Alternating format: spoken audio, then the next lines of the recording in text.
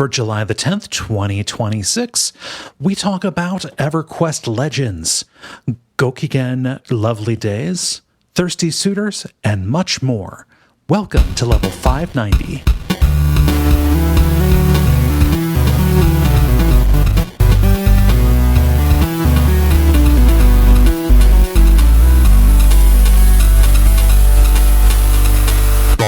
My name is Kaye Ross.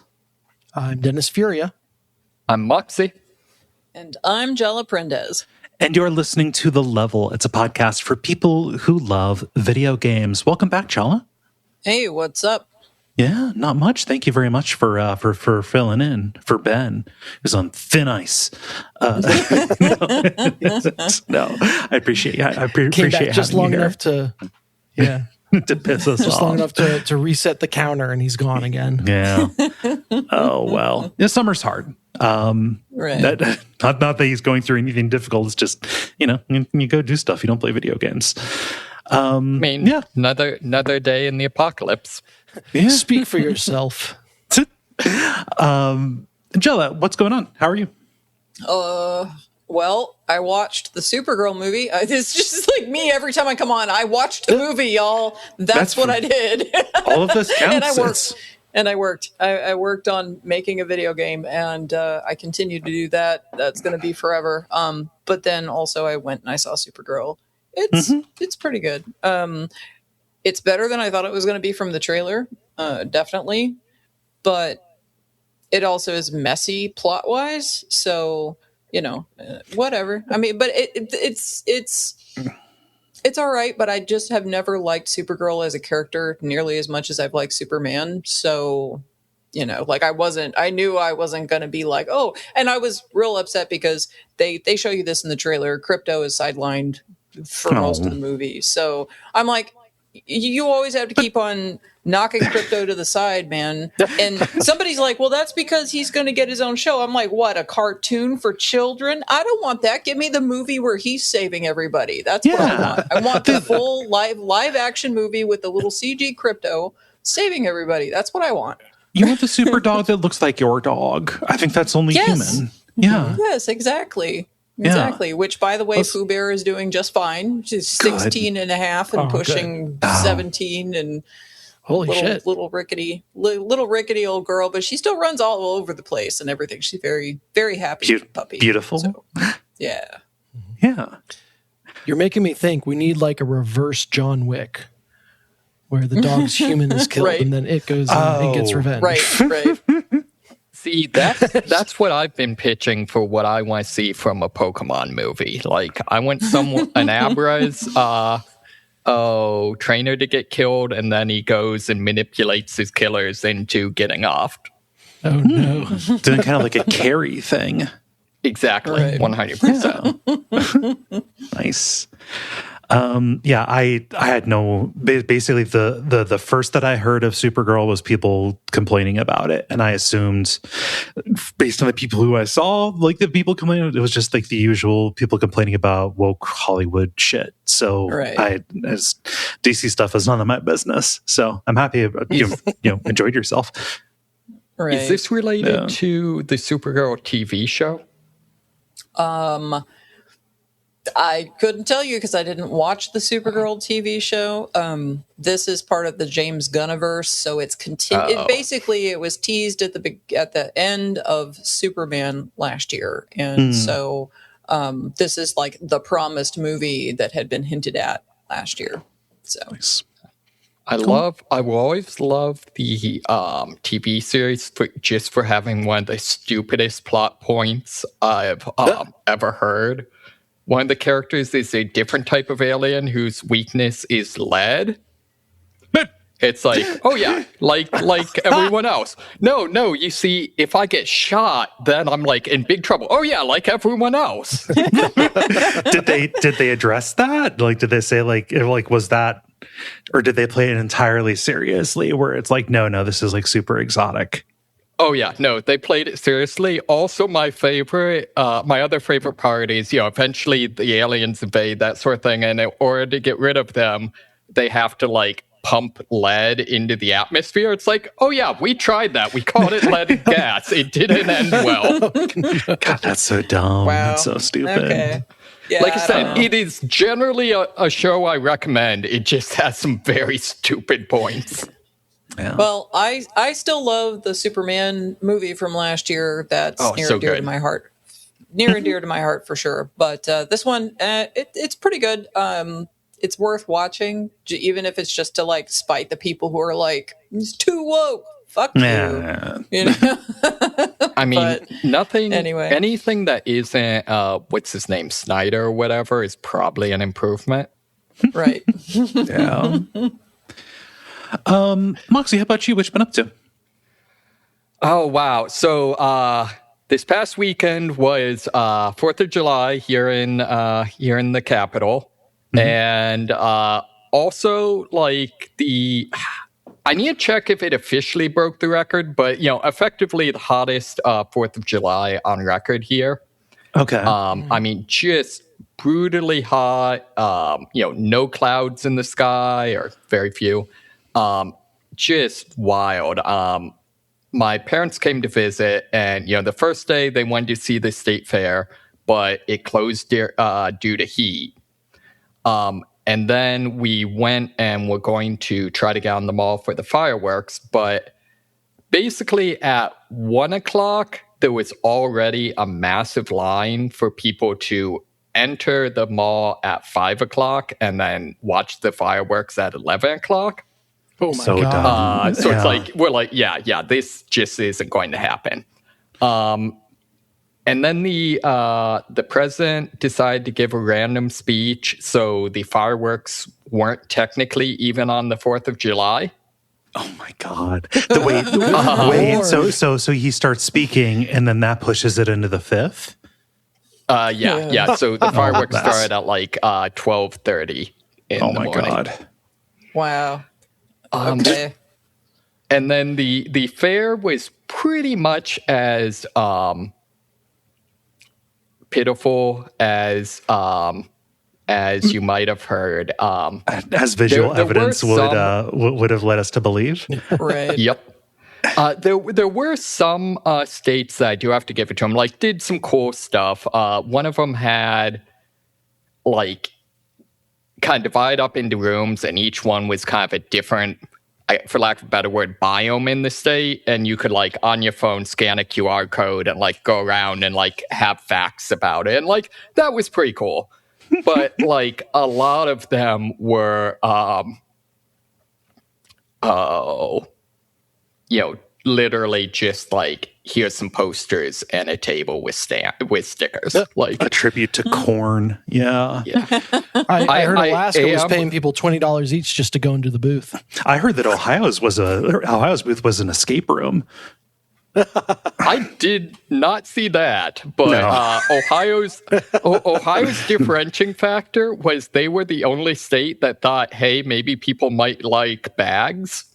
Okay. So it's like everyone went to Ohio to get the bags so that they had some place to put all the other stuff. Okay. Love a good bag. Yeah.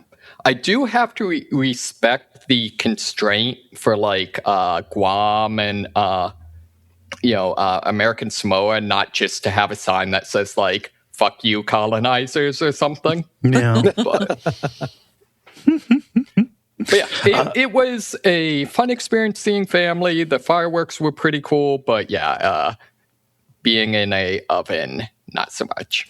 No, like, so the stuff that I was hearing, like just an absurd amount of fireworks going off. Like the stuff that I heard was like, this is actually going to be like an environmental hazard. Like, oh yeah, it was. Hopefully I'm all right, because it was like whatever code, whatever air quality, thing. Mm-hmm. So. Well, and then also all of the firework leavings and stuff is very, very bad for all the bird life. Across the board. It doesn't matter like where you're at. Pick your shit up, people, please. Yeah, exactly. Also, there's a whole thing here with what do they call it, like youth takeover or something. where the more semi-true, but only semi, like more panic, at least right now, is like, oh, the kids, they're not in school, and they'll like go into like a store and like start raising ruckus. And my understanding is like that is a legitimate thing. Some of it gets out. But anyways, here it, to a significant degree, manifests in like kids shooting off fireworks. Okay. And so like that is happening constantly. The cops are, running around with sirens trying to catch these people. Like, whenever. Interesting times. So there's so many moral panics that are just about kids being in public. Right. I hate it. Oh. Well, that gives me a good segue. Do it. Because last year, so we live right near a town called Blue Ash.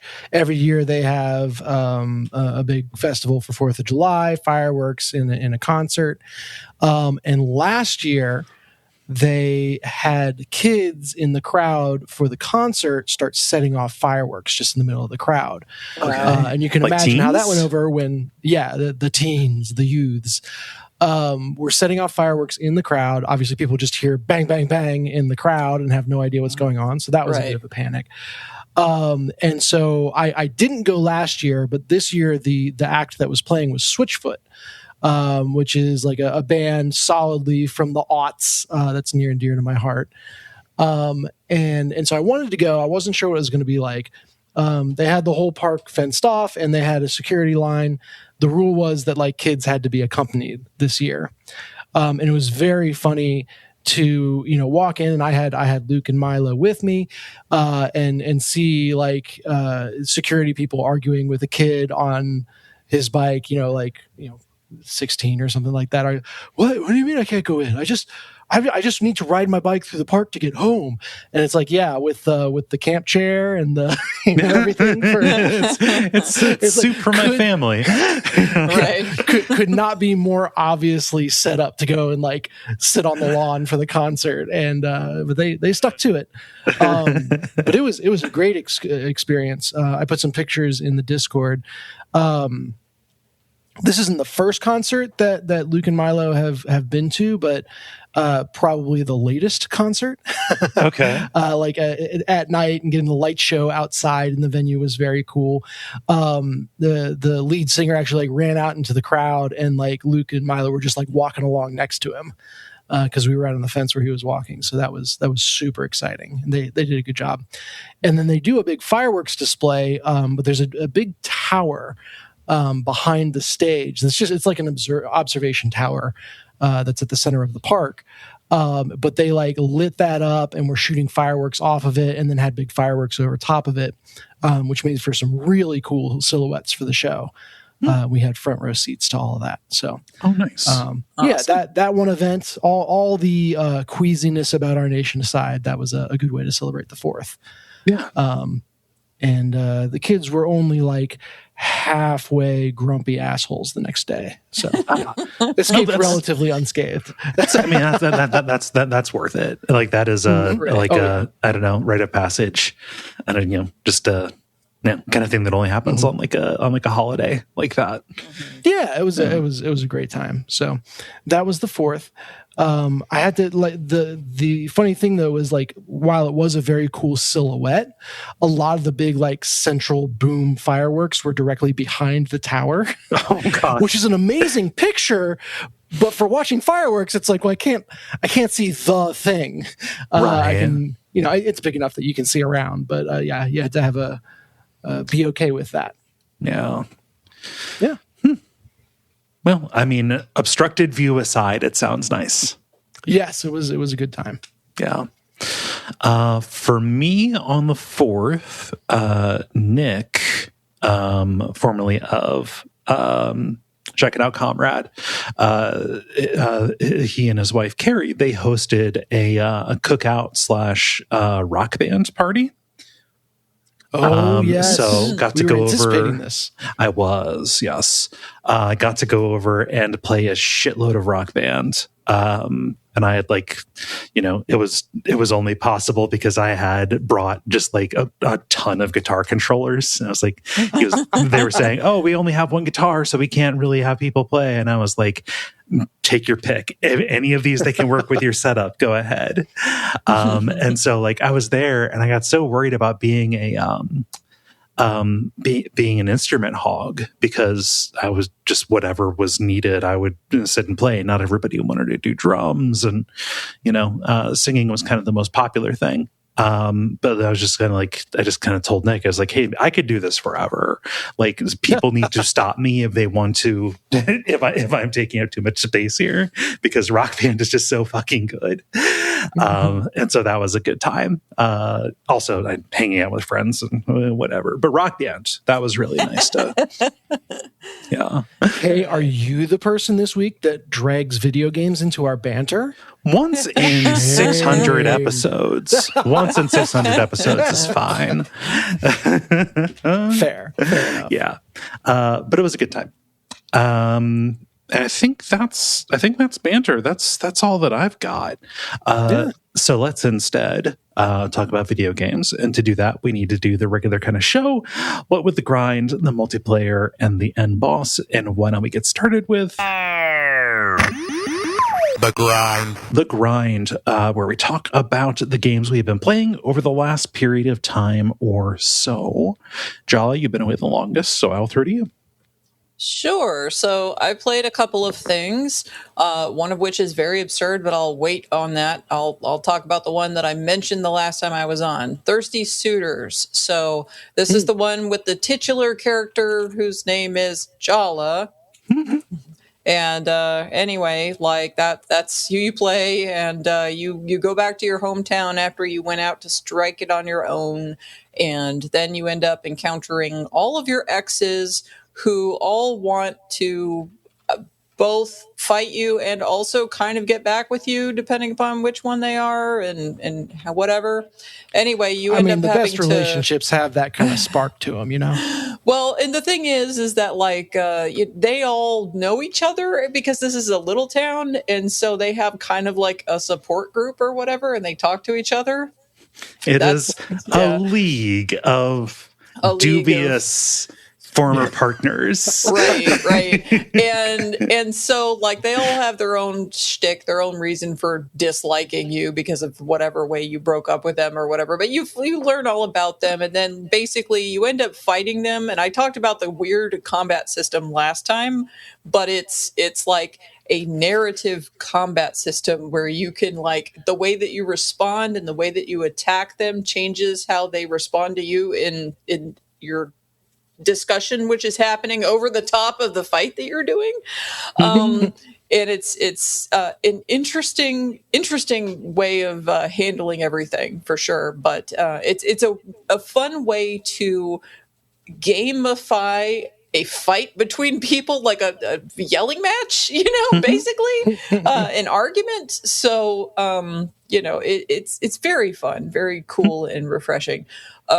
I've met a couple more of Jala's exes and befriended them. And the main primary ex or whatever is somebody who has been both your best friend and also your on again, off again partner. But then basically you deuced out and like skipped town like on one of your times when you weren't dating and didn't tell this person that you were leaving and then just like left, and so they're pissed royally understandably pissed off at you, and they have now become a journalist and they end up needing your help to uncover a big story about like this basically a cult that is formed in the town, and so you end up having to do some like detective work of a sorts, to go in there because it's all a bunch of skate kids. So, and you happen to be a skater. So that's how that goes. But anyway, so I continue to have fun with that. I want to play more of that. I have not had terribly a lot of time, as although that is not a very long game. It is from, according to how long to beat, it's supposed to be something like, I don't know, 10 hours or something. Not like ridiculous. I should have been able to finish it by now if I had any time, but working multiple jobs, making my own video game, well, not my video game, but someone's video game, that takes around other things, other jobs and other stuff. Takes all your time. But anyway, any questions about Thirsty Suitors Part 2? I forget from the last time we spoke about this, but the big, dramatic sci-fi fantasy battle stuff, is that happening literally, or is that, like a narrative device to kind of like heighten things?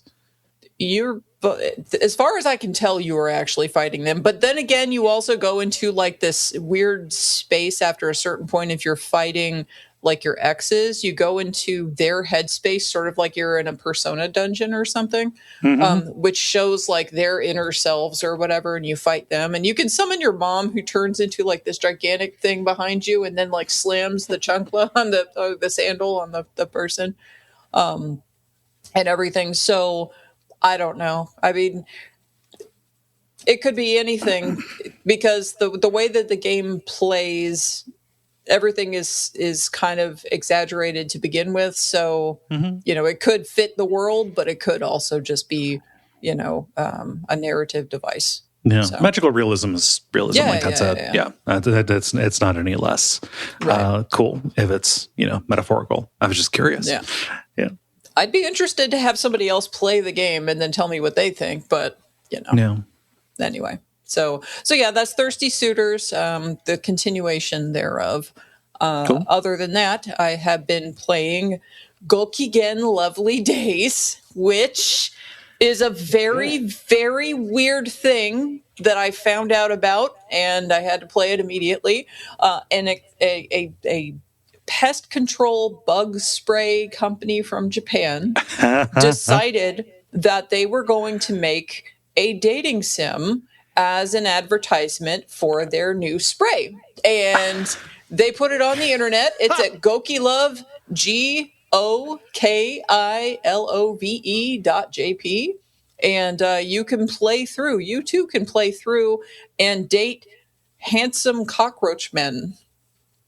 They don't look like cockroaches the whole time. And then when they do look like cockroaches, they still have a human face, but they are otherwise sometimes they turn into bugs. That's so cowardly, just to make them pretty men as opposed to always cockroaches the whole time. I know. Well, I mean, like I shared for y'all in the backstage, and I also posted this to my Blue Sky. So anybody who is interested, go look through my history on Blue Sky. Look at the media I have posted. A video with some highlights of one of the routes where you get cabedoned against a cardboard, like a bunch of cardboard boxes, which that's like the wall slam where like the you're the girl and you go eek, because the guy slams his hands on either side of your head against a wall to trap you there in this sexy whatever. It's supposed to be sexy. And you get cabedoned against a bunch of cardboard boxes, one of which the man popped out of. But we're not wondering why that happened. Anyway, and then he's like, before you leave this restaurant, we need dessert. And then he leans in and you're like, oh, he's going to kiss me. But then he starts eating your hair. Oh my God. What? Okay. And yeah, I don't know. It's very weird. And then after that, like, you are like texting him because I guess cockroaches have cell phones. And then he's like, I have a surprise for you. And so he leaves a cardboard box on your doorstep and you open it up. And he, as basically a handsome anime man face in the middle of a cockroach body, goes, I'm the best present, and pops out of the box at you. Oh, no. And then you go, and then the narration on this, you can use Google Lens, by the way, to translate everything into English if you want to make it easy on yourself. You say something like, the person that I'd fallen in love with was a German cockroach. And, he meant so much to me, but we live in separate worlds or something. And I have to be strong so that way I can live without him. Thank you. And goodbye. And then you hear, and then you see the spray can. You kill your Ikemen at the end of the game. And I played it another time, but I didn't do the the translation stuff. And I did not want to sit there and try to read the Japanese. It's been a while since I last tried to read kanji, and I don't want to mess with that. So I was just clicking through, and another one of them comes out of your AC unit, and then he gets sprayed because he does that. I had posted about this on Blue Sky, and then that went as close to viral as I've ever seen anything on my Blue Sky ever go, because I don't know who, somebody in the algorithm found it and then just started sharing it, and it went everywhere, and people were like, so fun. The Kafka dating sim and stuff, and it's very, very good. Very good. So anyway, it's only up there for a limited time. It's started in June, and it's there until the beginning of September. So if you want to see this for yourself, you got to go to the website and go look at it before the start of September. So you got a couple months as of the time we are recording. I can't decide if it's funnier that it's an advert game or if this just being something somebody wanted to make would be funnier. Right. Well, the thing too is that it's also voiced by the same one guy who does the voice of, I want to say it's like Jaeger or something from Attack on Titan. Oh shit. And so it's some big name guy who plays a character on the thing, and he plays all of the handsome cockroaches that you can.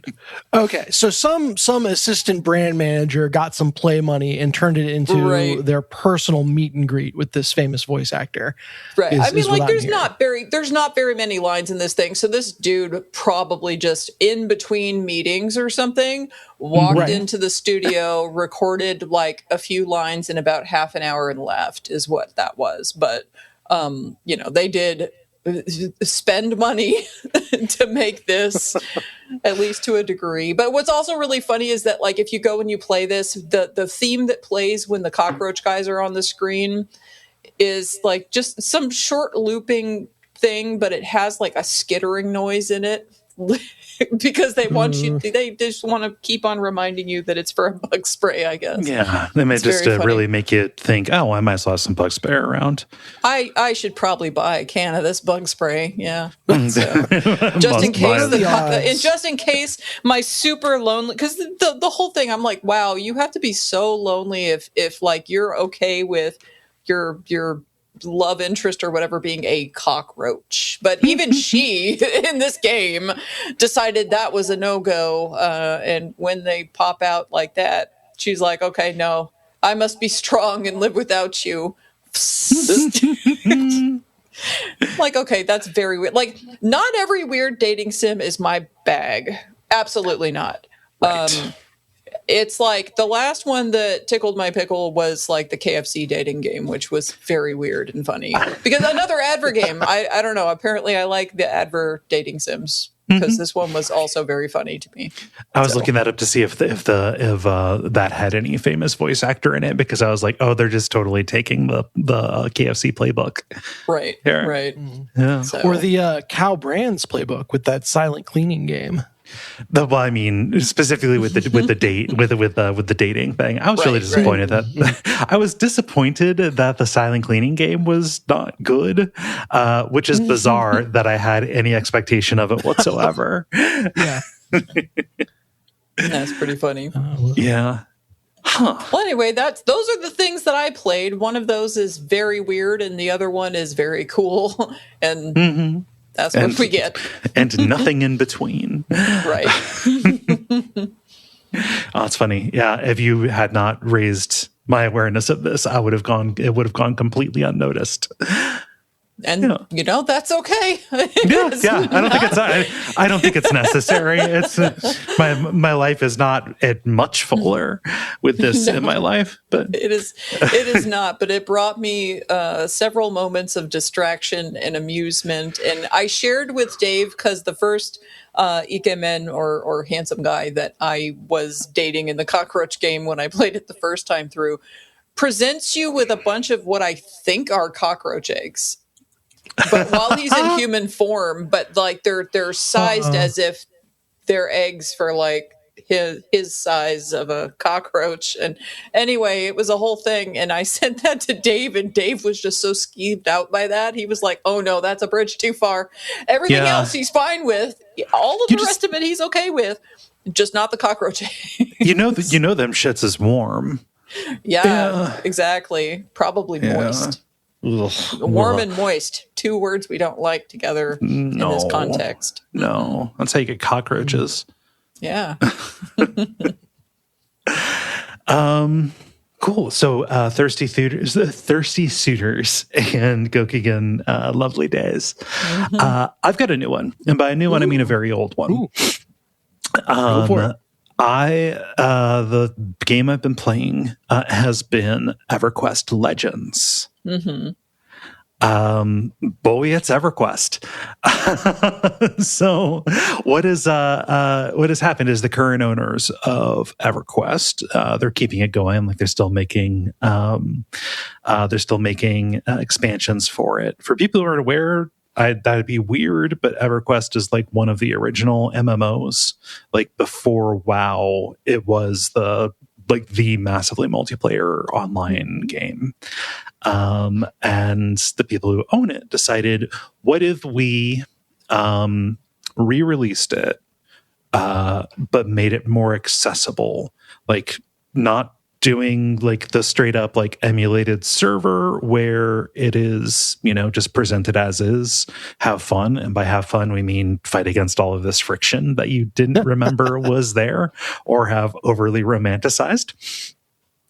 And they wanted to do something that was not like the throwback servers that they have, like EverQuest Classic or Time Lock servers or something, where it's just like, okay, you get in on the base game, and then then they start adding expansions. So Canark opens up, Valius opens up, Luclune opens up.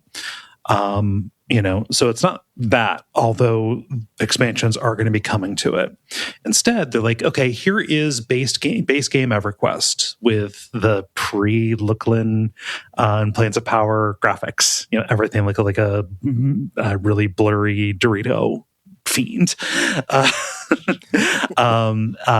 And we're going to make it more accessible by kind of like easing the experience curve, but also making it more soloable by letting players roll with 3 classes at once.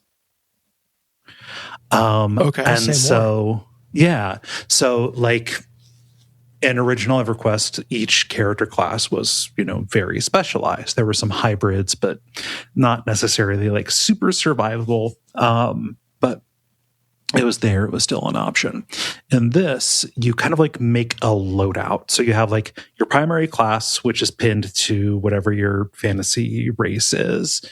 And then up to level 10, you can have like 1 extra class and get their abilities and stuff. And then after level 10, you can roll with 3. And so you just kind of pick with almost no restrictions beyond what your primary class is, what skill loadout and what spell loadout you want to go with.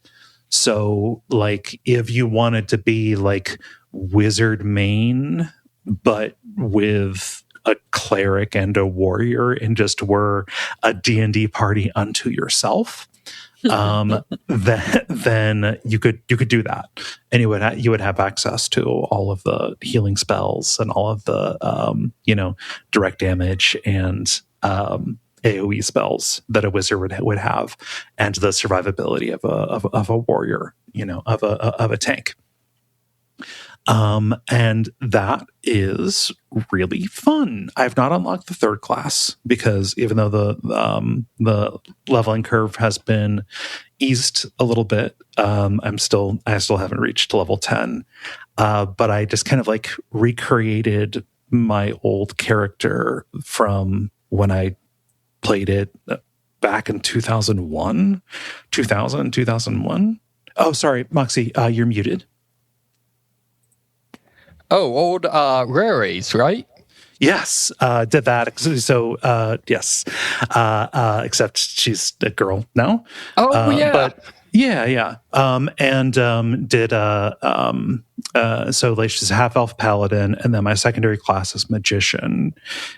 Which means that I have access to not just the heavy armor and can hit and have light healing, but also magician is like the caster pet class. You summon elementals that will like go in and fight alongside you and take some basically act as like decoys essentially, and have just been rolling around like that and playing without the limitation.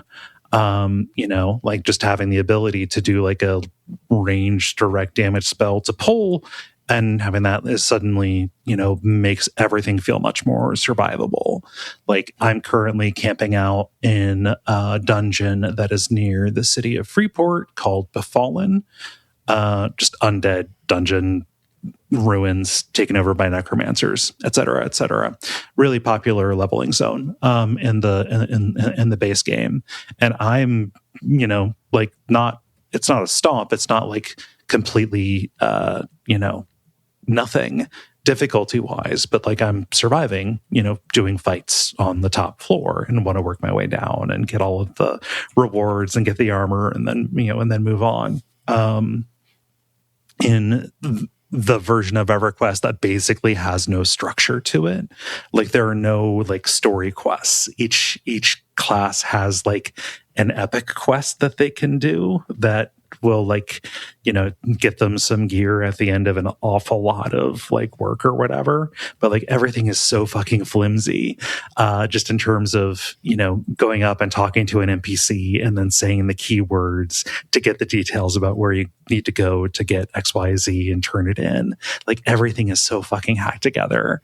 And it's real fun going back into that friction, which I have romanticized, and spending more time in these spaces that are, really important to me. I loved EverQuest back in the day. And, basically just getting to do like, I'm leveling outside of Freeport. I'm in the dungeons. I'm in the common lands. I'm killing fire beetles and stuff. This is the way it should be. The other kind of new stuff is they've added the ability to like instance on the fly. So like, you can just go into your own version of a zone whenever you want to. And you can also like increase the difficulty. So it's like difficulty 0 through 4. And, not only are enemies more aggressive and hit harder, but like at higher difficulties, they start like multi-classing essentially, and stuff that previously would have just been hitting you. Well, now it has like spells and, special attacks and stuff on top of it. So everything's been redesigned around this kind of multiple class thing. Yes. Yeah. Very cool. But you can pick and choose what you want to, how much of that you want to engage with. If you just want to level to 50 on D0, then that's there for you. If you want to do, raid encounters at D4, you're going to need a guild, and you're going to have to go and, do like old EverQuest tactics. But it's there for you.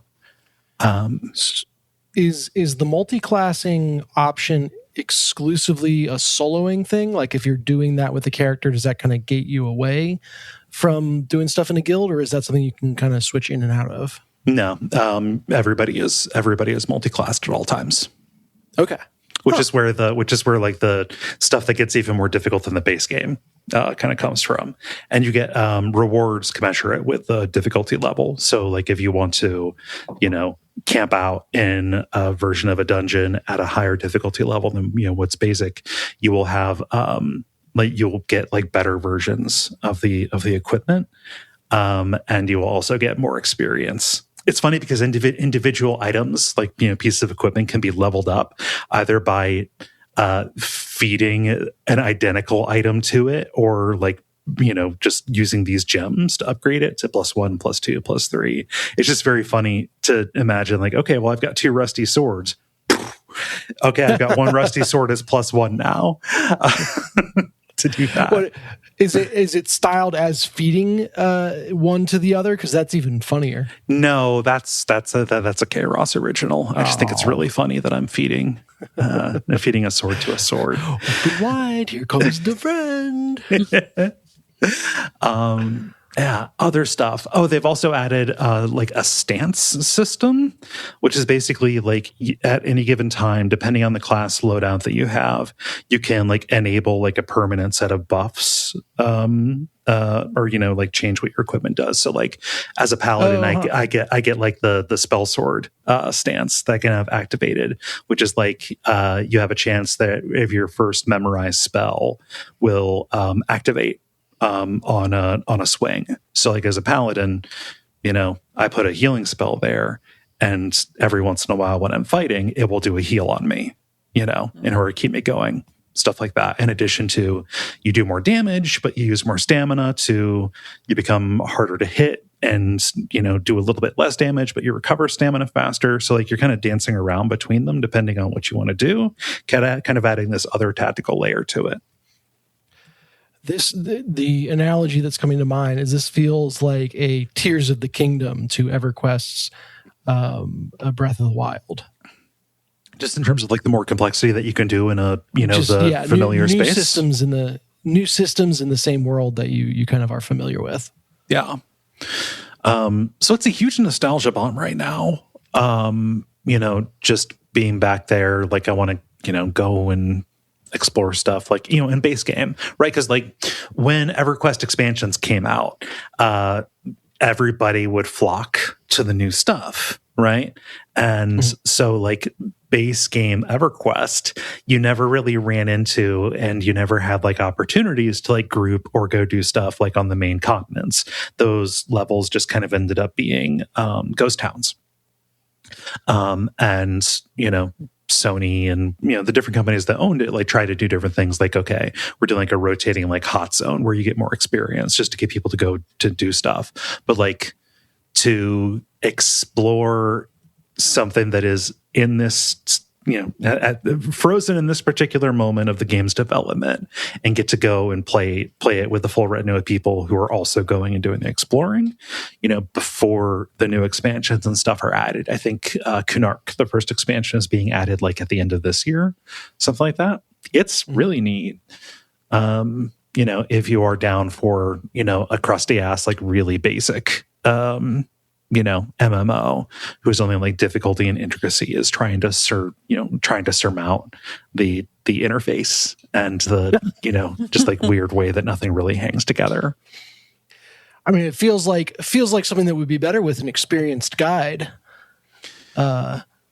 I mean, possibly, yeah. I mean, at least knowing who could, act as a way to, answer questions, as opposed to just going and Googling. Like searching for information right now is really hard, because not only are you finding like stuff that is, from like later revisions of the game, but you're also finding like there's like one like repository of like even like lore about old EverQuest stuff. Like there are wikis. Oh, wow. There are a ton of wikis, but like there are wikis that are poorly maintained and for like particular flavors of emulated servers. As well. So like if you're looking for something, you have to hope that what you find is right, because everything just kind of operates on this vaguely could be the rumor that is that is active for you. There's already like a creator there's already like a creator ecosystem coming up around this. So maybe it'll be a little bit better documented as its own thing, but that is not the case right now. But yeah, very like cool. I'm playing it like this. The game is like officially launching at the end of July. I'm just in the beta. Like all of my characters stuff, like all your progress is going to be erased. But you get access to the game early, and I wanted to play it as soon as possible. You also get to reserve a name. So, I'll be more than happy to pick up and start again later on, maybe with something different. But like right now, I just want to, go back and be awash in the nostalgia. Yeah. Sounds like a good time. Yeah. Any questions about EverQuest Legends? Nope. No, I'm feeling very tempted right now. Yeah. It's only $20, and then it's going to be like $10 a month in full production, which you can decide if that's worth it for a 27-year-old game. But shit, if I shelled out for Marathon. Oh, you got more than $40 worth out of Marathon. Oh, definitely, I feel like I got, definitely. That's what I'm saying. It's like if that was $40, and this is $20 at least to start.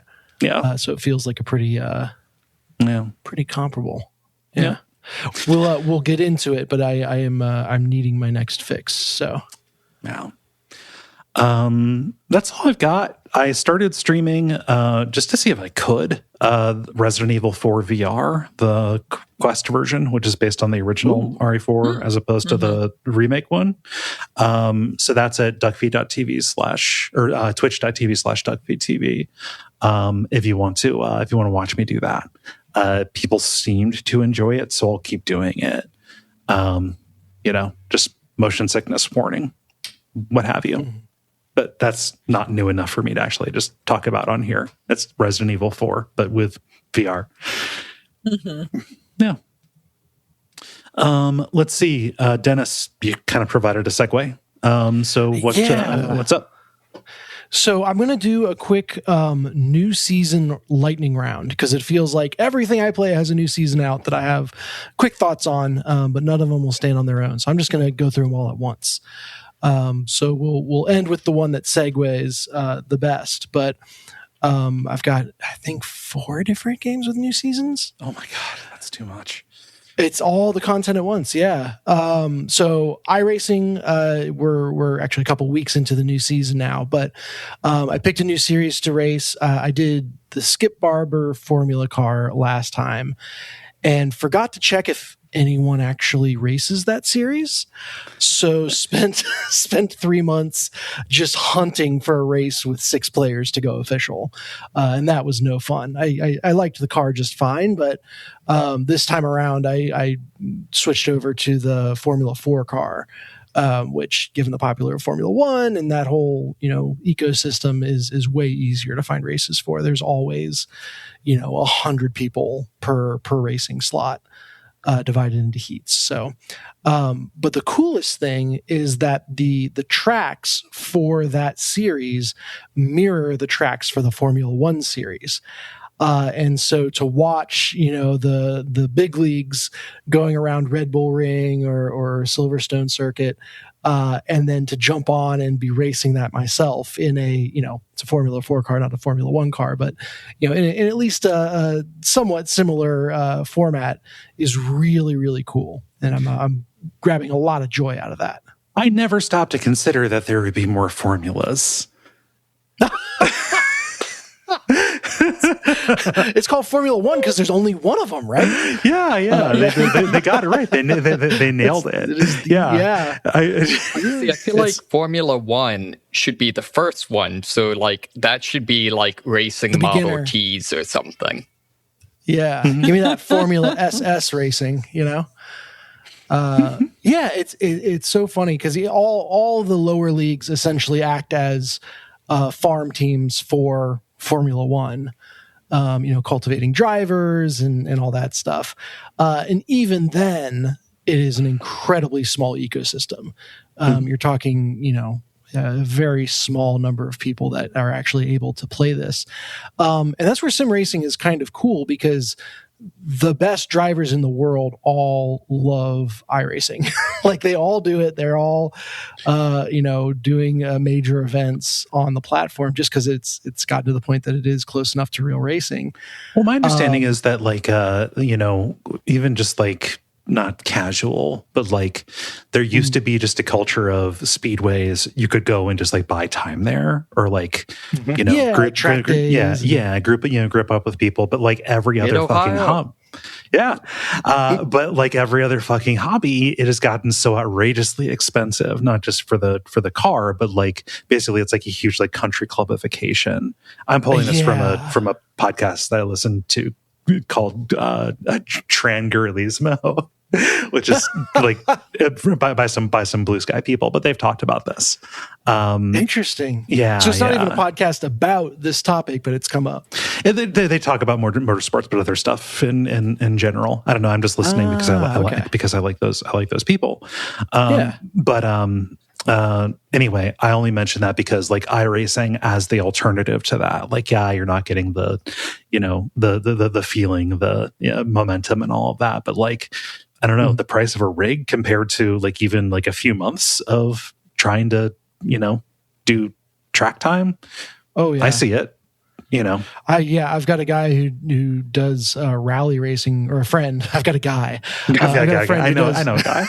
Got a guy who does rally racing for real, and he spends more in a single weekend than I will in my entire career iRacing. Yeah. So, the point I was working towards is, Formula One down to Formula 4 through to karting and whatever. Sorry. You're fine. So a joke that might need to get cut. Formula SS is actually the one where everyone drives Volkswagens. Oof, yeah. No, that's I was just going to let that one fly by. So, where it is very hard to get into real racing, sim racing is at a point where it can kind of serve as the like first step into that world. Yeah. Which is really cool. Here I said I was going to be quick, and we've spent all this time talking about iRacing. But yeah, mostly it's just cool to watch the real race and then go race on that track, and that's very fun. There is a new season of Trackmania out, so woohoo! This is I guess at some point my club membership lapsed, and I don't know what I have anymore, because I can still. I'm unlocking all the tracks, and I thought it was only the first 2 sets of tracks that you could play if you didn't have membership, but I'm still getting access to all of them. I just don't have some of the like time tracking and other kind of nice to have features that I did. But I've jumped in on it. The one, I guess, gripe that I have, all the tracks are fine. It's interesting racing. But scenery-wise, I think the last time I talked about Trackmania, they had added like biomes into their track creator, which harkens back to previous versions of the game. And like, there's all these good reasons to do that. But now all of the campaign tracks are kind of built in these biomes, whereas before there was a lot more leeway for the campaign tracks to have like interesting scenery built with, just track pieces that are in the game. Mm-hmm. So I'm a little saddened by that. Just like everything's in these biomes now. And, you don't get some of the crazy creative, visual design that you would get in previous tracks. Yeah. But still it's classical Trackmania. So, that's the new season there. Okay. I feel like I had one more, but I'll skip straight to there's a new season of Diablo out. Okay. And this is the first season after their big expansion. And I remember talking about it as it was coming up and being like, it just sounds like it's a real filler season. However, I've been surprised by how much fun the new mechanic they've put in is. So, wherever you're at in the world, there are these rifts that can open up where, more enemies are spawning in, and then you can stand in the middle of these like target areas for a certain amount of time to close pieces of the rift, but that will spawn additional enemies while you're standing in that area. And the risk reward of, making yourself a target by staying still, is very interesting and very fun. So I've enjoyed kind of blasting through that as way more than I thought I would. It also helps that it just so happened that the build I kind of have found myself doing is one where you like power up and then stand in one place channeling a lightning skill that rains down death from the sky from one spot for as long as you can. So it's a great fit for this format of, hey, you need to like defend this point King of the Hill style for a little bit. But I will say I'm having a fun time with it, but I have crushed through the season and gotten my character basically as high level as my last season character was in just a week. So as I mentioned, I'm kind of hankering for what's next. I need some kind of thing to grind out. So I need to make number bigger. Yes, I do. Yeah. It's, maybe EverQuest does that. We'll see. Okay. But yeah, so that's my new season roundup. There may even be one in there that I've forgotten about, but lots of fun stuff on those fronts. Mm-hmm. I feel like it's good to check in on my forever games once in a while when there is new news. Check in on my children. Yeah, like the Diablo one just kind of, that makes sense. Like, oh, you thought it was going to be filler. It's like, yeah, no, it's like it's a gimmick. It's very fun filler. Mm-hmm. I don't fault it for that at all. Yeah. The other game that I will check back in on is Knights and Bikes, which is the little action 2-player action game. Very cute, very strong visual direction. And I've been playing it through with Barrett, my 5-year-old. And this is a wonderful game, but oh my God, is it requiring every ounce of patience that I have. Okay. First off, I think I'm realizing very quickly that it has a lot more like just kind of derping around and walking and filler space. Like you ride your bikes around and there's long sections where you're riding your bikes and nothing's really happening. It's just the joy of being a kid and riding a bike. So, okay, it's a vibe. But when you're doing that with a kid that decides he wants to like turn around and go back or ride in a circle for a while or whatever, it's built to feel like fillery and kids doing nothing when you're going straight from point A to point B. It is way over the top that when you have a kid that's just derping for real. And so that's been interesting. There's a section where you're trying to find a car that's gone by and you're riding along the road after it. And we spend all this time going along the road and poking in every corner and all that. And Barrett's having a great time. So more power to him. Yeah. But we get to where I can see the exit and it is making car sounds like, hey, the car is through this. It could not telegraph more clearly that through this door is the car that you've been looking for. And Barrett gets right up to the door and stops for a second and he goes, I think we went the wrong way, Dad. Follow my lead. And he just heads back. And we walked that entire path the wrong direction. Oh my gosh. And went into the next area before he decided to turn around and do it all again. So the game continues to be fun, beautiful, well-designed. I would not recommend playing it with a 5-year-old unless you love them so much that it can overcome this level of frustration. And we're testing that freaking limit, baby. Never let real childhood and simulated childhood come in contact. Right. Yeah. Oh my gosh. So that is what I've been playing. Okay.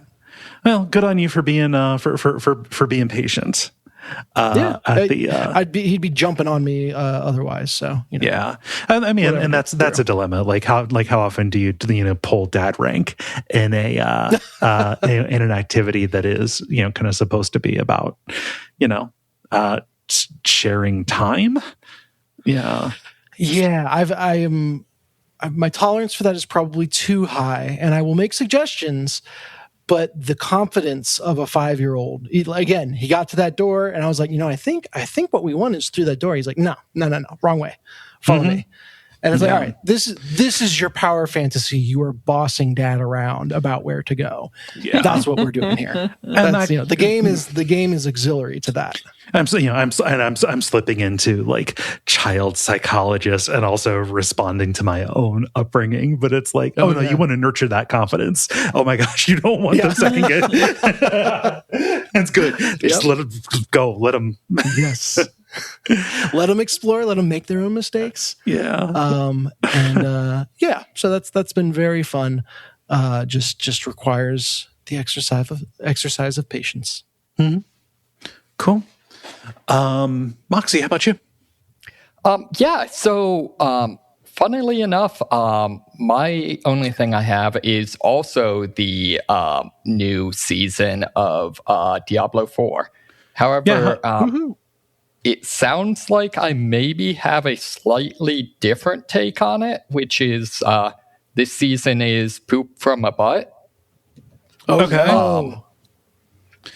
Did your class pick set you up badly? Or? It's more just like the new mechanics, quote unquote, is basically just a rehashed version of like the random encounters they already have. Mm-hmm. And they haven't really added anything new to the game. Mm-hmm. And then also, for some reason, one of the big things you do in endgame is do pit runs, which is like basically a specific dungeon where you can dynamically adjust the difficulty. And basically, probably the most core measure of how well you did in a season is how deep you got. Mm-hmm. However, they made a change where basically these events that they added just constantly spawn in any of the pit levels. And it's not fun, it's not challenging, it's not interesting, it's just a major drag. Mm. It's the only positive thing I can say is the new mount model is pretty cool. It's kind of some sort of fish horse. Pretty much all of the other unlocks are kind of shit. It's it ain't good. So you're looking for a new fix as well, is what I'm hearing. Yeah, I will say more positively. Previously, so the expansion I'm currently playing on is one that, if anyone's played Diablo 2, it's set in Kurast, which I kind of mentioned last time. Sort of had to be updated because the original, the Diablo 2 version was not a great look, did not age well. But initially, I felt like they had kind of just taken something with very strong but problematic, like kind of aesthetic identity and replaced it with something just fairly generic. Yeah. However, as I've gotten into it, I've actually found that what they've actually done is shift it from almost sort of a like deepest, darkest Africa thing to something that's very like Mesoamerican inspired. It always had a little really of that. Cool. There was always like a little bit of that. There were like ziggurats and stuff. Yeah. Yeah, and it's always been like they do a lot of mashups, but it's much more, for example, a lot more of like, jade weapons may have carved jade, and statues of various. I mean, I guess they're not Aztec deities because this is set in whatever world, but effectively Aztec deities, that sort of thing. Mm-hmm. So that's actually, I think, a really, really good call. Really, really, good change they made, that sort of thing. Yeah. I'm also enjoying. I'm playing the Spiritborn class. That's the new one, right? It is one of the expansion ones, but not the most recent. Is that correct, Des? Yeah, so the new one is Warlock. The Spiritborn, is from the expansion that you are playing through right now. That lets you take like different forms, right? Yes. There's sort of. four beasts that you can embody in different ways. Yeah. So I'm actually enjoying it. Initially, I tried to build a kind of their lightning spec, which has a lot of really cool abilities. It's very movement focused, but I just could get no traction. I've since switched to the poison spec, which I'm having a lot more success with. And also it has the ability, it's like Stinger or something, where basically you attack one enemy, but it damages any enemies around them that are poisoned. Okay. And then poisons them again. However, there's then a upgrade for it you can get that like they don't have to even be poisoned. And the thing that's kind of cool is they say like enemies near them, but it really equals out to like every enemy on screen and some who aren't.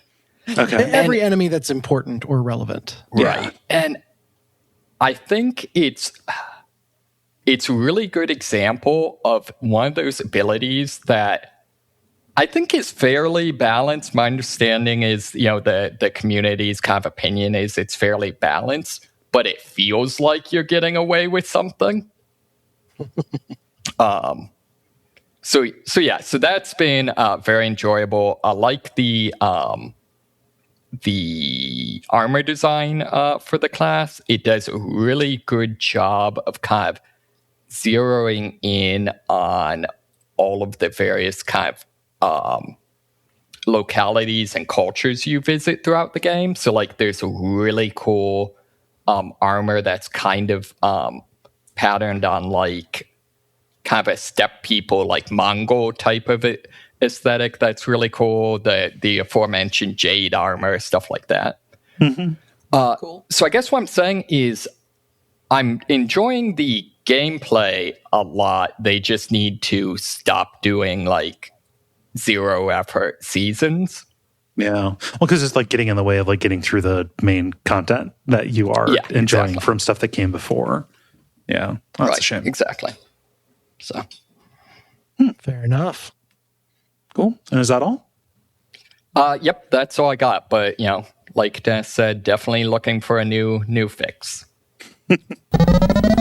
Multiplayer. Now it's time for the multiplayer, where usually we ask you a question, but for the first time in a while, we're doing a free play and letting you ask us questions. And I will get us started here. We have a few with RJ Sebastian, who says, my secret treat to myself, strawberry yogurt with crumbled blue cheese. Would you ever taste it? I'm allergic to strawberries and I'm vegan. So there is yogurt and there is blue cheese that is vegan. I just can't have strawberry flavor. I can emulate something like that, and I would be up for doing that if it's vegan and not something that will kill me. So, I would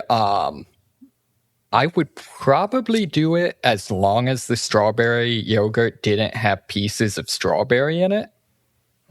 It's already texturally challenging enough. Yeah. This kind of reminds me of Jala and I have a mutual friend who is a food wizard. And he suggested, I think it was like feta cheese and like dried pineapple. And it is amazing. I feel like it would be a similar taste to this. Right. Yeah. Probably. Especially if it was tart. Yeah. I'm going to say no. I don't like the texture of blue cheese. It's just not for me. Like it's not out of any like disgust ground, because the distinction between yogurt and blue cheese, like on a substance level, is so fine. I just if I'm going to have something in my yogurt, I will put I'll put granola in as God intended, to give it a little bit of tooth. Just having straight yogurt. I'm is allergic to no. the oats and granola too, by the way. Oh my gosh. I can't name any food. I know. I have to subsist on air. No, wait. Okay, actually, sorry. You have to photosynthesize. Right. So Dennis, you need to answer yet. So I feel like I tasted it so strongly just reading the sentence strawberry yogurt with crumbled blue cheese that I don't know how much closer I could get to it. That said, I want to acknowledge, particularly if it was Greek yogurt, like Greek yogurt gets a little more to that tart, funky, like I could see that a little bit more. If you're talking like Dannon strawberry yogurt and blue cheese, get me the fuck out of there. No. But yeah, Greek yogurt, I can see this working. Blue cheese floated in maple syrup. I feel like this is also one of those things that like, it's almost like when you write it this way, sounds crazy, but when you, if you instead say like, hey, that's functionally kind of equivalent to like cottage cheese or like any of the like numerous yogurt-based Indian dishes, I feel like this is actually probably something that a lot of cultures eat equivalent to all the time. Yeah, right. It doesn't sound that strange. And like if, like you mentioned it as like a secret treat or whatever, like if somebody like girl dinner, depression meal, struggle mealed that, it'd be like, oh yeah, no, go. It's fine. Yeah. This is not like something where I'm like, oh yeah, that's what a serial murderer would eat. This is not that. Yeah, well, it's not heads. Well, okay, look, I think a serial killer would eat it. I'm just saying not only a serial killer would eat it. Right. I will tell you that I am a serial killer because I have 6 boxes of this chickpea cereal that I can eat that tastes like Fruit Loops coming to my house, and I can knock back the whole box of that just eating it dry very easily.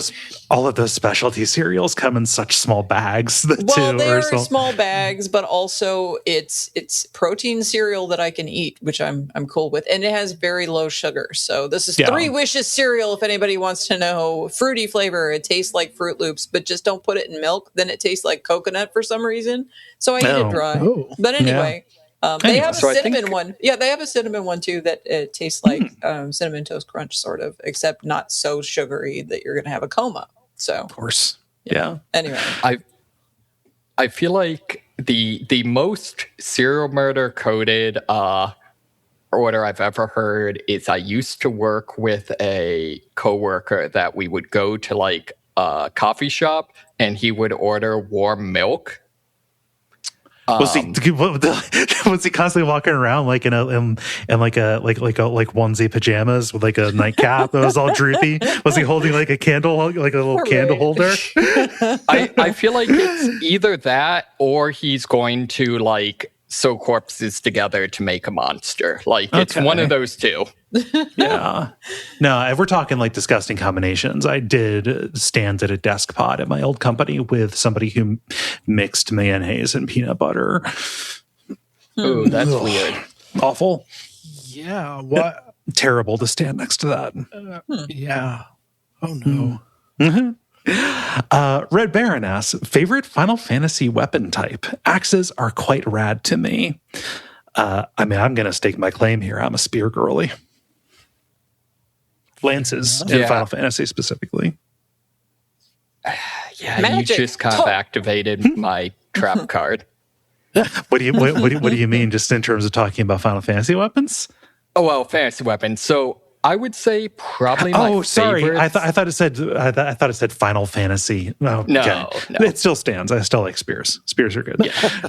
So probably in terms of like just for fun, I'd say spears or Chinese swords. Partially because that's kind of what I'm focusing on training right now. In terms of what I'm best at, it would probably be single hand slashing weapons, so like sticks or sabers. Okay. So I would vote for clubs and maces. I just leaned away so everyone can see the long line of clubs I've got behind me, directly behind me as I record, and the maces are over there on the other side. So they're very large, and they're on the other side. So I have several maces and several clubs within reaching distance, and also some knives, but those are not as fun. Any flails? No. Oh, okay. Dennis, how about you? I'm claiming credit that I posted the image into the Discord just before Jala gave her answer, because my answer is clubs as well, except the Great Club. That's the giant. That is ridiculous. That is literally a tree, is what that is. Yeah. And I can trace this one back to a very specific point, and that point is the first Dark Souls. Yep. The Great Club in that game, I picked it up, and I was like, I can just beat people to death with a tree trunk. And I had never looked back. And sometimes I have to go hammers in games that don't really have like something as primal as a club. But every game since then, I have gone straight for the biggest, bluntest two-handed weapon I can find. Do you remember your character? I forget what name, but it was like John the Bashist or whatever. What was that? It was like Dungeon Fight or whatever, where one of the characters was just like a massively ripped priest that like hits people with a wooden cross. So Gary and I have started streaming because doing couch streaming because we're in the same city, and I got it set up, and we started streaming Dark Souls, like lightly modded Dark Souls, and we kind of put it to the chat, like, okay, so what kind of build should we do? And it was almost unanimous. People said Great Club. Big smashy things. And like, that is the one style of play, like, that I can't fucking do it. So like, whenever I'm controlling it, like, I'll eventually get it. It was never my favorite way to play. So I'm, in addition to like trying to like get my sea legs back under me, I'm dealing with this giant weapon that is like constantly just missing stuff that I'm aiming right at because it's hitting the walls, or I get the distance wrong.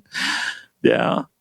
But if you can do it. Yeah, if you're just talking about like weapons that happen to be in fantasy that you also have lots and lots of, that's why I'm picking clubs and maces, but I also have a large collection of axes in my house. So axes and lots of small knives. So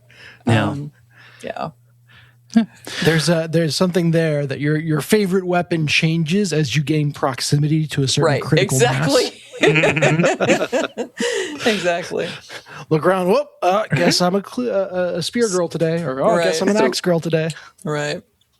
This is only semi-related, but I think my favorite just nuts weapon is there's a weapon in Kung Fu called like Pen of the Judge God or something, which probably translates better in like the original Chinese, but it's a stick with a sculpted metal fist on the end that is holding like a writing brush. And so it's effectively just a very strange like hand pickaxe. That is awesome. Jala just got up and grabbed one of her gigantic like clubs, like a mace kind of thing. That's about 2/3 of the length of her body, and brought it and kind of brandished it at us, and then gave a thumbs up. Yes, ma'am. I will do whatever you say, ma'am. I'm sorry in advance, ma'am, for whatever I may have done. Let's see here. Dave from Tales from the Backlog asks, what character from a game you played recently would make the worst plushie?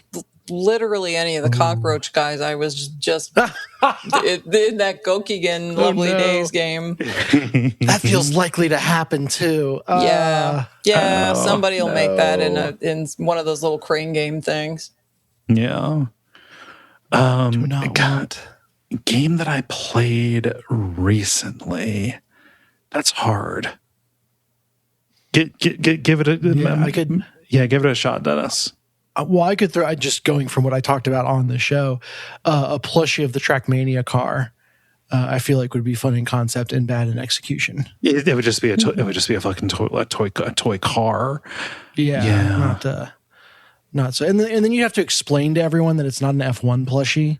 Like that would be the worst part. Yeah. It's like, no, it's close. Obviously, clearly inspired, but it's actually a little more. Maybe, you know what? I'm going to go the robots from Marathon. Okay. They're just like that game's entire aesthetic is edges and stark color blocks, and just does not fit with anything snuggly or cushy. No, not at all. I'm gonna have to go like into because I forget everything that I've ever played. Aside from the like classics, standbys, the stuff that I mention, every single time like one of these comes up. It's like looking in. It would okay. How about this? A plush of one of the semi-naked donkey men from Baby Steps with the gigantic cocks out and all. That'd be pretty. Oh no, that'd be pretty awful. Yeah, not best. Somebody would be into that though. Oh yeah, it'd be weird to have around the house, I think. Yeah, Moxie, how about you? The only thing I could really... So I usually like monster plushes and like slimes and shit like that. So yeah. The only thing I could think of would be like a spider, maybe. Okay. Yeah, for you. Yeah. It's fair. Something that I don't know I would want, but I feel like would be pretty awesome merch would be the centipede from that inverse climbing game. Oh, yeah. Yeah. Yeah, God, that game is so fucking good. Yeah. It's fun. It is, yeah. Next question here. Ketcha says, prompted by the artwork Dennis had posted to like power-up boxes from Mario Kart. Dice of choice. Do you have a favorite set of dice that you use in tabletop? A set you hate? A special cursed die only used for special occasions? Tell us your dice superstition. Oh, I've got answers for days on this. Okay. So first of all, I have my set of dice. It was gifted to me. I think it was Christmas or my birthday, one of those two. But it's pink transparent liquid core dice. And there's a ton of glitter in the liquid core. So it's very like fey coated. Mm-hmm. But you give it a shake, give it a roll, and then it lands and all the liquid and glitter inside is still swirling and having effects. So having that be like the menacing thing that my kids are all scared of when they play is great. Like, here it comes, and throwing that down. So it's a very nice set of dice, and I'm love them to death. What came to mind for me though is it's been very fun watching the superstitions and like the characteristics and preferences for dice evolve among the kids at the table. Mm-hmm. I bought like a giant thing of packs of dice when we started, and anytime a new kid comes to the table, I set out all the packs that haven't been opened, and I say, you get to pick 2 of these. And they'll do like some color combo that's related to their class or their, character idea or what have you. And then that's their dice. That's theirs ongoing. Mm-hmm. But like there's a white and blue one that the rogue has that every time he picks it up, they're like, no, don't. It's never good. I know you want to. He's like, I really like he loves the colors. But everyone is convinced that it's cursed. And so it elicits, groans, and worry from the, not squad mates, party mates, when it comes out. And then there's 2 like red/black/gold sets. It's like one is red with black swirled in and gold numbers, and the other is red with gold mixed in and black numbers or something like that. They look almost identical. And Luke is very particular that never the 2 shall meet. Okay. Which like you have to inspect closely, but he is very, very certain that he never wants. They're for different things, and they need to stay on different sides, and and he just so happy he couldn't have gone with like a black pair and a white pair or something like that. It had to be the most closely decorated dice at the table that he is very particular about keeping separate. So fun times all around. Nice. Dice superstitions are so silly to me, especially when people like get real like just upset about like dice fairness or whatever. Like it's whatever. I do have like a favorite set of dice. I don't really play tabletop really, but like in my head, the platonic ideal of like the dice, like down to the color and the typeset on them. There was a 3rd edition a starter box set. D&D official D&D starter box set that came with like a D&D screen and then like just like a set of dice. So to me, like D20 are always orange, just like that one was, and their D10s are always green. So like I guess there's that, just because those were the first dice that I had specifically for tabletop stuff. But yeah, so yeah, that is probably mine. That's probably my answer. Moxie, do you have dice superstitions or a favorite set of dice? Not really. I never understood at DragonCon each year there was a booth advertising like basically like statistically proven like fair dice or whatever. It's like I don't want that. I want the one that rolls slightly higher than average high rolls, but not so much that makes the game not fun. Like you just want the easy mode dice as what you want. Probably my favorite is Chessex makes a D6 that are designed to look like the old like knuckle bones. Oh, okay. Yeah. So yeah, those were cool. And Jala, how about you? Well, I've got a couple of answers. So first off, the very first die that was my die was randomly a D12, because when I was little and my sister and I first got a hold of D&D, the original D&D, not even AD&D yet, by the way, like old D&D. Right around the time that we were starting to play that, I went to the gas station on the corner just down the block from my house, and the guy was selling random multiple dice there for some reason, and I saw this one D12 that was kind of colored like chrysoprase, which if you don't know what that stone is, it's a brilliant green, a vibrant green that looks like it's glowing from within.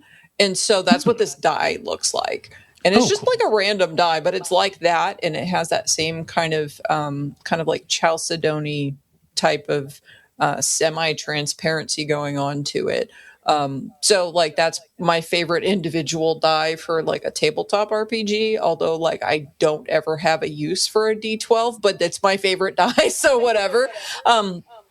But other than that, I don't really play tabletop games, but for a long time there, before lots of things happened, Dave and I were playing a lot of dice games, and those were all a bunch of medieval dice games. I talked about it on here at some point. Yeah.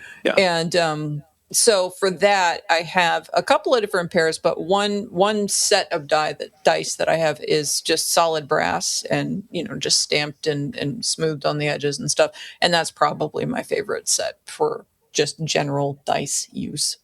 Yeah. So like something that I've seen at conventions have been like dice spinners. Is what they are. Those look neat. It does feel a little bit like counter to the spirit of the exercise to be the one person at the table who doesn't throw the dice. But like those spinners seem like just really neat objects. And also, I'm going to send this image of what is either the cringiest dice thing or actually like a really good idea. Have you seen the revolver cylinder like dice holder things?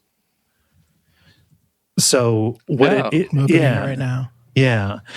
So it looks like the cylinder part of a revolver, whatever, gun shit. But like each of the dice, each of the bullets inside is like a cylindrical dice that you roll, just along its round axis, and it just has different sides.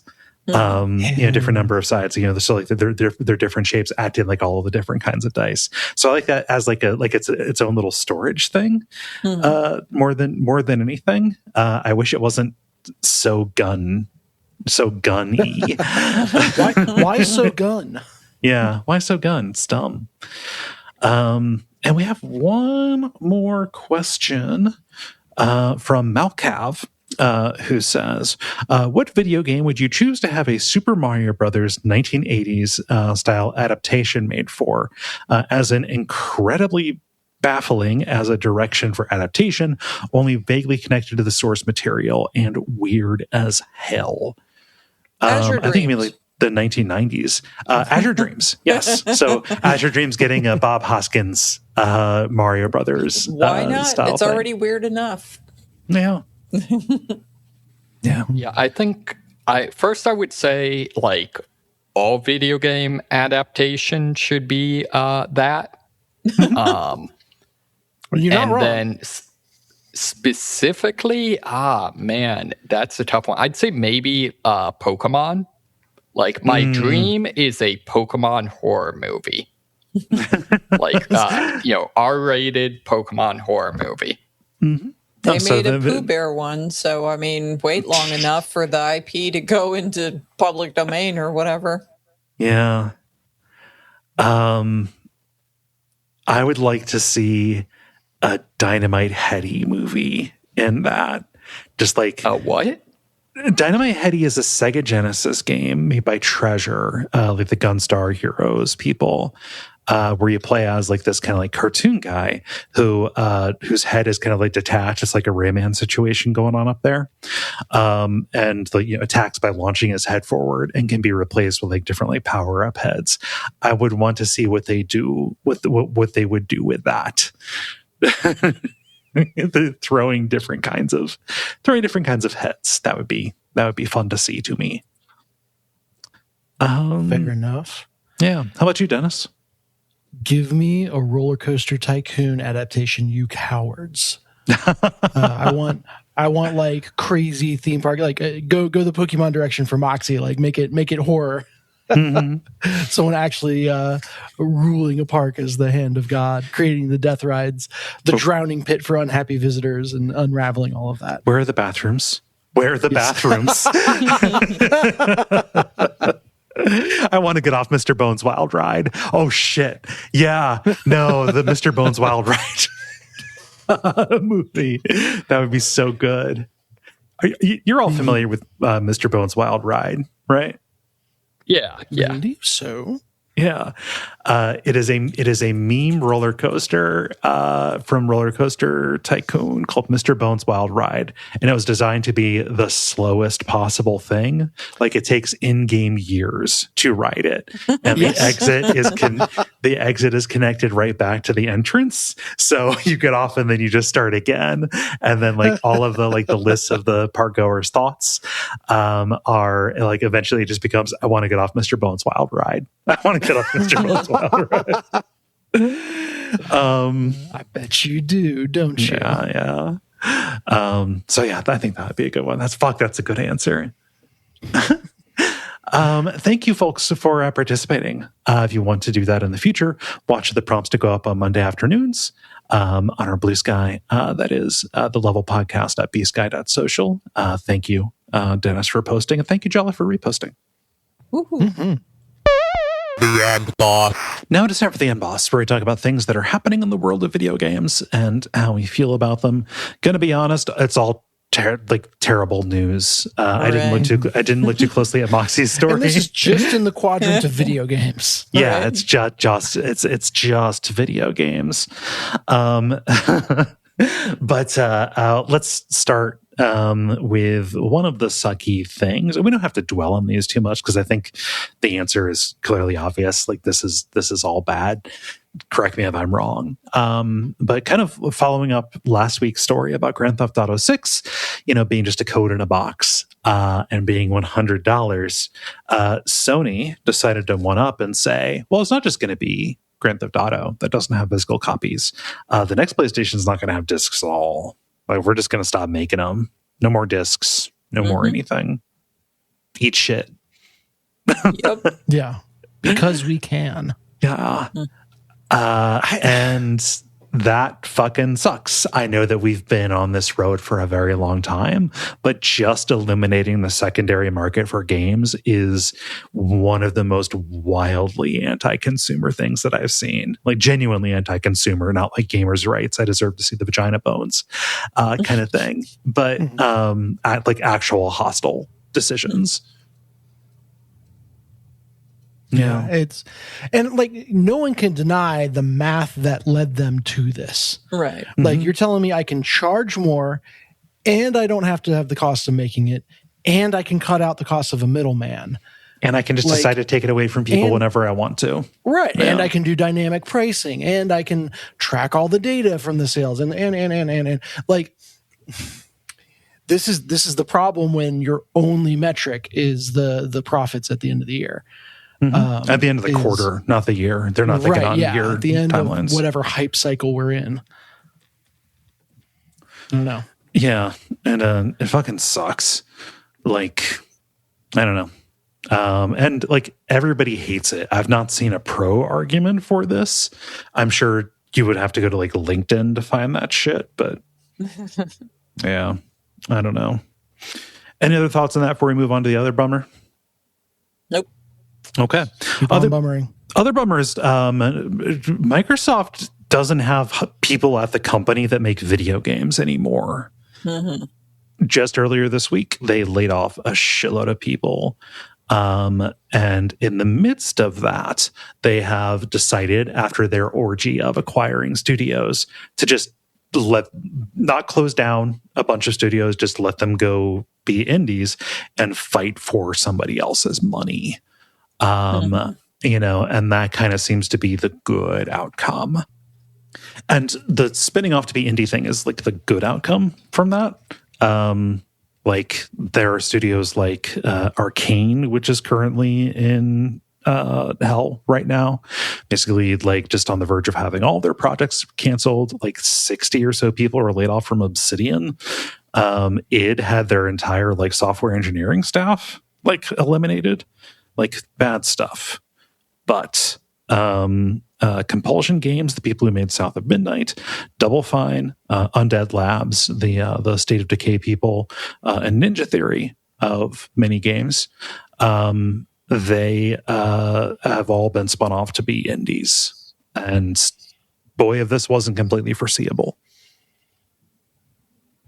Yeah, there feels like an unraveling that has been burgeoning for a while, and is just, the dam has broken and everything is Right. flying out spaghetti-like in all directions. Yeah. I mean, correct me if I'm wrong, but like, this is a crash, right? Like, companies can't afford to make the games, and I mean, pretty soon nobody's going to be able to afford to buy them. Like, people are going to start doing other stuff for careers and doing other stuff for fun. There'll always be people who put something together, but like, I don't know. This is a massive tide pulling out, and I don't know that it's going to come back in a way that we recognize. Yeah. At the very least, it's an entire industry saying we have no good ideas. Like, there's still the possibility that next week the killer app comes out of nowhere and everybody loves it and it inspires all this new stuff, and okay, fine. But certainly the industry isn't structured to create that or facilitate that.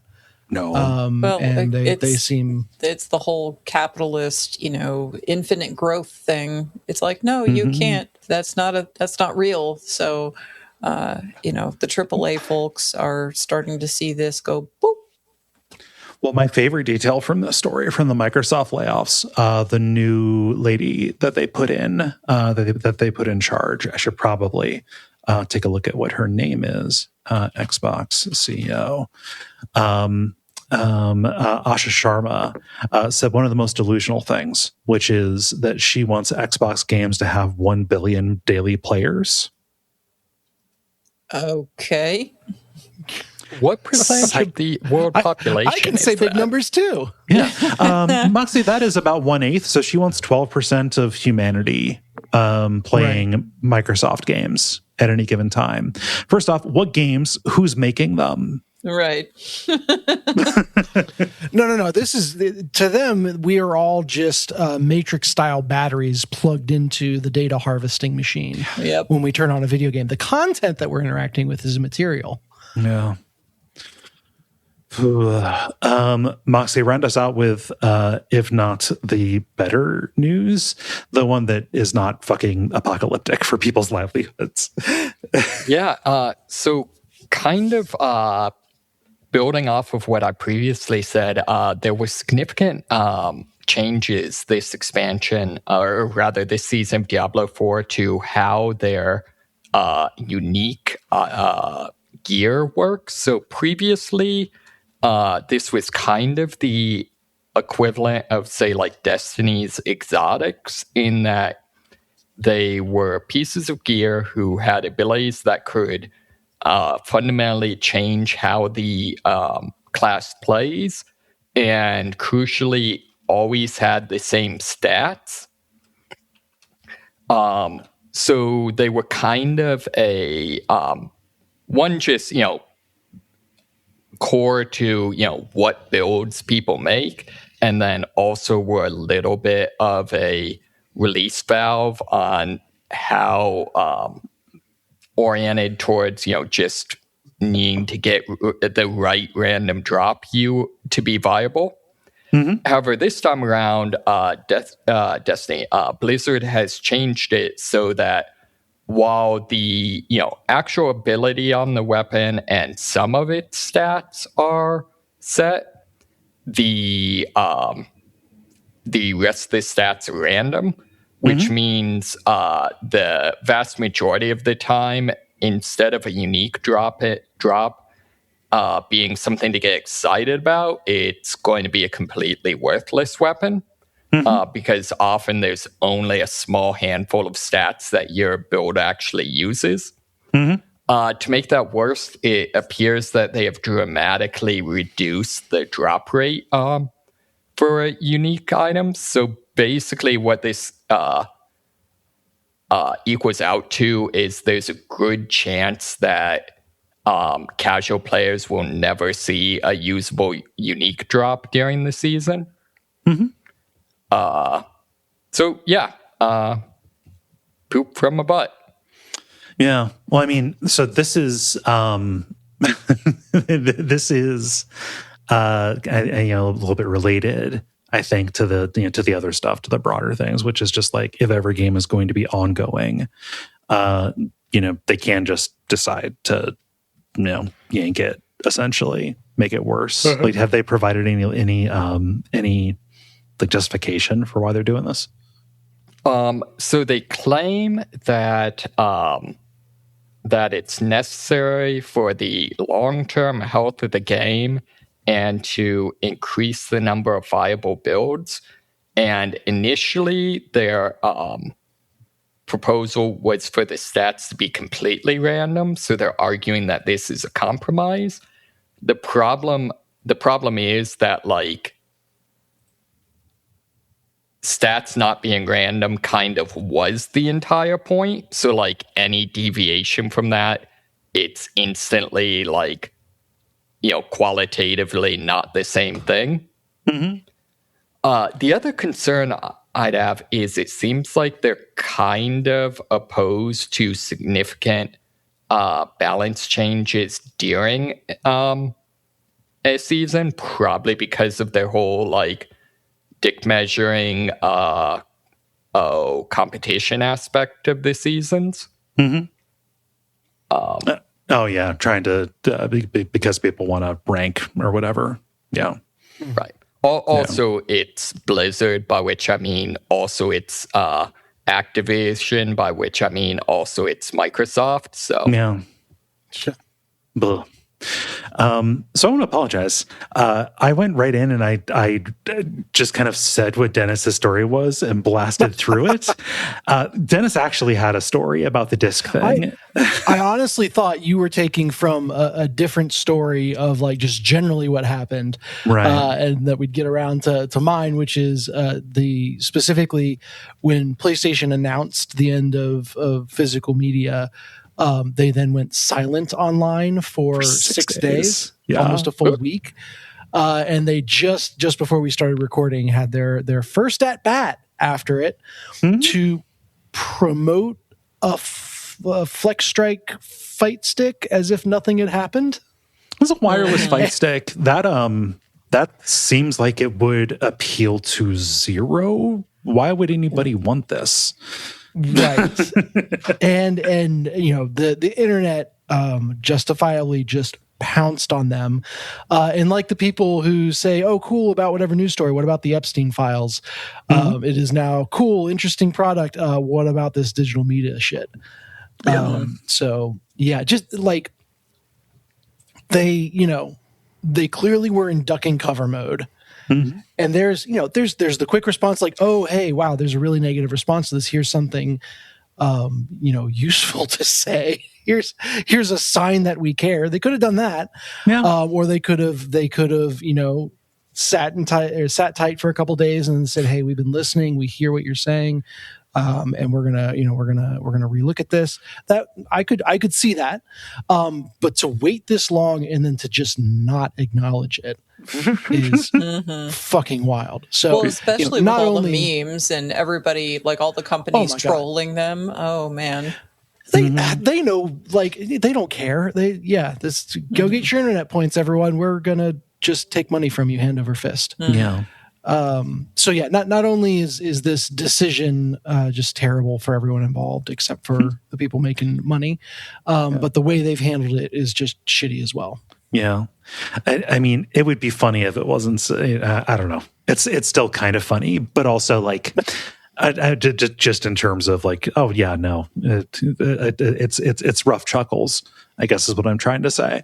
But like, did they expect it to go any different? I don't know. I think that's about it. How does everybody feel about buttoning it up? buttons. The credits. Put a bullet in this shit. Thank you so much for listening to level number 590. We appreciate you taking the time. If you want to help out the show, you know what to do. Like, rate, subscribe, any of those deals. You can also support us on Patreon, patreon.com/Duckfeed.tv. Follow us over on Twitch, twitch.tv/Duckfeed.tv. I had mentioned the streams I'm doing with Gary earlier. I also mentioned the Resident Evil 4 VR streams. There's going to be more stuff going on with that. Like, one of the things that I've been spending a lot of time doing over the past few weeks is like creating a set of layouts that are just like generic duck feed. So I can like stream stuff without it having the horror kind of chrome around it. So I don't know. I would like to do more just kind of spur of the moment. Hey, this game seems like it would be fun kind of streams. And you can only see when those go live by following on Twitch. Duckfeed.tv. Jala, what's going on over at Jala's place? So, on Jala-chan's place, the last episode was on Exit 8, the movie, the book, and the game. So all three of those things are handled all handily there. Mm-hmm. And Put That Cookie Down Now. Last episode was Conan the Destroyer. Upcoming is The Terminator on Put That Cookie Down Now, which follows all of Arnold Schwarzenegger's movies. As for Jala-chan's place, the next episode is with the mentioned a long time ago Mike. Shout out Mike Pren for being the chef buddy. Mike Pren, the chef buddy, will be on Jala-chan's place talking about coffee and tea. And I am allergic to coffee now, but damn it, I know all about it. So, so there's an episode all about that in more detail for anybody who's interested in learning more about this stuff that a large portion of the populace consumes. So. Nice. Yes. Cool. Is there anything else? I think that's Game dev. yeah. So I've been Kaye. You can follow me on Blue Sky at Kaye.zone. I've been Dennis. Ooh, what is this? I've been the frog in Dennis's throat. You're just so choked up. You finally got to see each other after so long, Dennis. Yeah. Okay. Anyway. I've been Dennis Furia, and you can find me on Blue Sky at Furia Games. I'm Moxie. You can find me hiding from the heat. And I'm Jala-chan in all the places you can find me, including Jala-chan.place, which is where all of my episodes are. And stick around for some titles.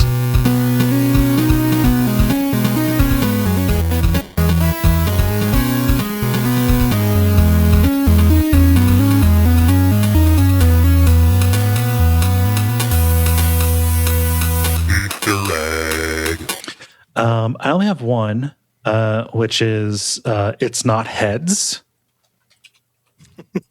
related to the serial killer meals. And nobody even called out the fact that I told a dad joke. Literally nobody paid attention. I said, I'm a serial killer, and then I immediately talked about the cereal, the 6 boxes of cereal that came to my house because I eat the shit out of that stuff. Oh, I saw that as a segue. Yeah. No. I saw that very much as like that cereal is so.